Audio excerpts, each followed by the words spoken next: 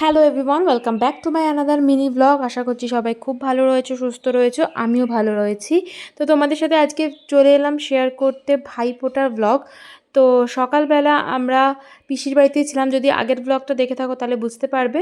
তো ঘুম থেকে উঠে আগে নিচে এসেছি, এসে রেডি হয়ে তারপর এখানে দেখতে পাচ্ছ কত গিফটস রয়েছে। এই গিফটসগুলো হচ্ছে সব মানে আমার পিসিরা দেবে আর কি, জেঠুদের বাবাদের। সেই জন্য এখানে সবার আগে পিসিরাই ফোঁটাটা দিচ্ছে।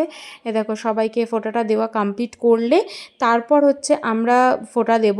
আমি এর আগেও কিন্তু রিলসে শেয়ার করেছি তোমাদের সাথে, যদি ওটা না দেখে থাকো তাহলে অবশ্যই আমার ভিডিওতে গিয়ে রিলসে চেক করে নিতে পারো। আর এখানে দেখো আমার বাপি গিফট দিচ্ছিল পিসিকে।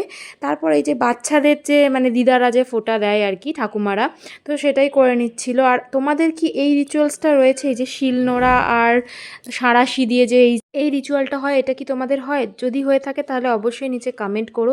আর এই পুচকি তো ভেতরে কি রয়েছে, চকলেটস রয়েছে না কি রয়েছে সেগুলো দেখতেই ব্যস্ত। তারপর হচ্ছে আমি দুই দাদাকে ফোঁটাটা দিয়ে দিচ্ছিলাম। আর আজকেই ছিল হচ্ছে আমাদের ট্রেন, তাই জন্য একটু তাড়াহুড়োই ছিল।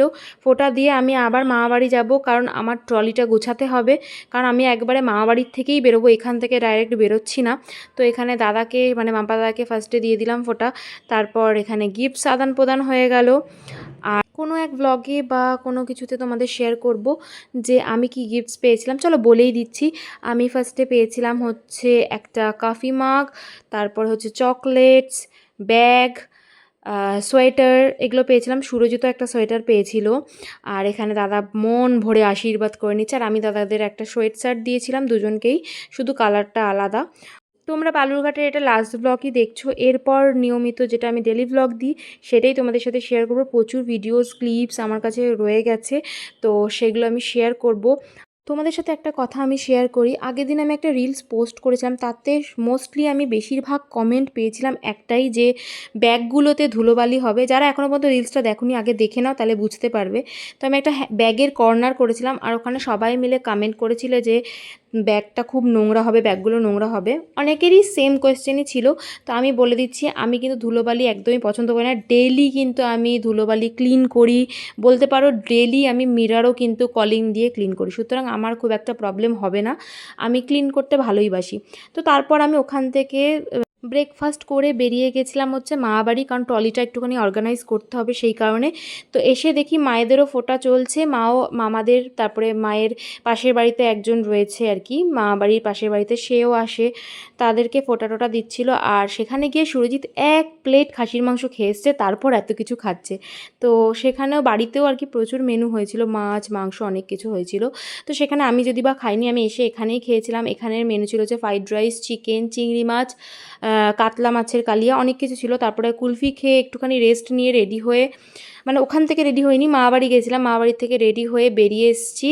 কারণ আজকে আমাদের ট্রেন রয়েছে, আজকে দাদাদেরও ট্রেন রয়েছে, একসাথেই যাচ্ছি আমরা। ওরা হচ্ছে শিয়ালদা নামবে আর আমরা হচ্ছে ব্যান্ডেলে নামবো। বালুরঘাট থেকে ট্রেন ছিল হচ্ছে সন্ধ্যে 7টায়, আর আমরা ব্যান্ডেল হচ্ছে নামবো পরের দিন 3টেতে, মানে ভোর 3টেতে। তো এখানে মা বাপি সবাই আমাদের ছাড়তে এসে, মা বাপিদের পরের দিন ট্রেন ছিল। আর এখানে আমাদের ট্রেন ছেড়ে দিয়েছে, আমরা বসে বসে গল্প করছিলাম। সুরজিৎ বলছে এ তো 3টে পর্যন্ত তো এমনিই জেগে কাটিয়ে দিতে পারবো, ঘুমানোর কোনো দরকার নেই। কিন্তু আলটিমেটলি একটু ঘুমিয়েছিলাম, তবুও ট্রেনে তো খুব একটা ভালো ঘুম হয় না। আর মা এখানে আমাদের জন্য ডিনারে অনেক কিছু করে পাঠিয়েছিল, বাট একটাও আমরা কিচ্ছু খাইনি। তো পরের দিন আর আমাকে রান্না করতে হবে না, ওই জন্য ওইগুলোই নিয়ে চলে এসেছিলাম। আর এখানে হচ্ছে আমাদের নামার জন্য একটুখানি টাইম রয়েছে, আর 5-10 মিনিট পরেই নামবো। কিন্তু ট্রেনটা 10 মিনিট থেকে 15 মিনিট লেট করেছে, যার জন্য ব্যান্ডেল থেকে আমরা ট্রেনটা পাইনি 3টে 7-এর। তো তারপর ব্যান্ডেলে নেবে ট্রেন ধরে বাড়ি এসেছি। দেখা হচ্ছে নেক্সট ভিডিওতে, টাটা।